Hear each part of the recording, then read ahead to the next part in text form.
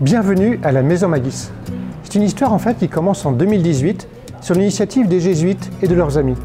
Ils rêvaient d'avoir en plein Paris une maison dans laquelle les jeunes puissent se rassembler, se rencontrer, grandir dans toutes les dimensions de leur vie et s'engager. Cette maison en fait, elle a pour but d'être un tiers-lieu, c'est-à-dire un lieu de rencontre. Des personnes si différentes qui se côtoient grâce aux différentes associations qui composent la Maison Magis. Ce sont plus de 2000 jeunes par an et une centaine d'activités par mois qui sont proposées dans un lieu qui est chaleureux et accueillant. Alors pourquoi Magis? Magis, c'est un terme latin qui signifie davantage.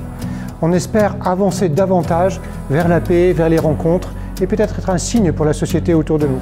Mais c'est aussi un davantage pour chacun de ceux qui viennent ici. Et donc chaque association de la maison vise ce Magis. Effectivement, Marie et Thierry, nous sommes ici dans un des cours de français de JRS qui accueille chaque année une centaine d'élèves en demande d'asile et réfugiés.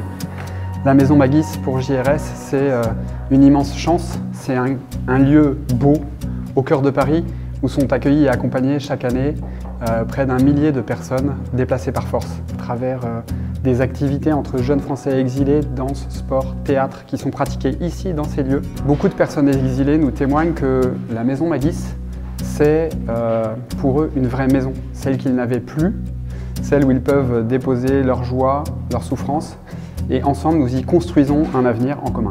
Le réseau Magis, c'est un réseau d'activités spirituelles pour les jeunes entre 18 et 35 ans, donc des choses extrêmement variées, des activités, des lieux pour aider les jeunes à chercher et trouver Dieu en toutes choses et de pouvoir grandir dans la foi, de trouver finalement le Magis, le davantage, le pas de plus auquel le Seigneur les invite dans leur vie quotidienne. Pour nous, la joie qu'on a de travailler dans la Maison Magis, c'est de pouvoir être en relation au quotidien avec des jeunes et puis avec différentes entités pour pouvoir être à l'écoute finalement des besoins du monde et des besoins des jeunes de façon plus spécifique.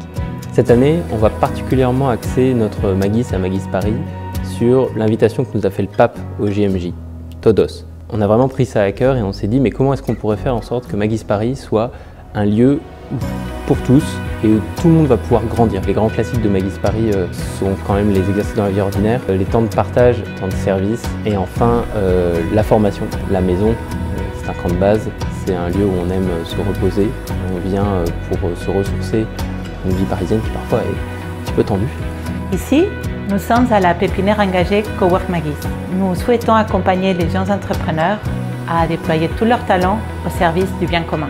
Les 45 jeunes entrepreneurs Magis, ils s'engagent à la maison par leurs relations personnelles, en mettant à disposition de certaines entités leurs compétences et par la participation à la vie conviviale et spirituelle de la maison.